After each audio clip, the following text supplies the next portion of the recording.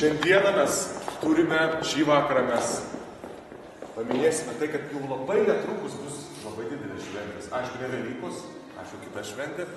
Ir norėjusi tokia adventiška nuotaika pradėti šį vakarą ir su Pilaitės bendruomenė, su viena iš aktyvių jūsų narių, tai yra mano mama Vanda Sakalauskienė, su kitais bendruomenės nariais ir kitų bendruomenių atstovais, kurie gyvena kituose Vilniaus miestuose, turėti šitą gražų vakarą. Ir jeigu galima, aš pradžioje norėčiau tai adventiniai nuotaikai sustiprinti, pakviesti kolektyvą, kuris padės tai adventiniai nuotaikai.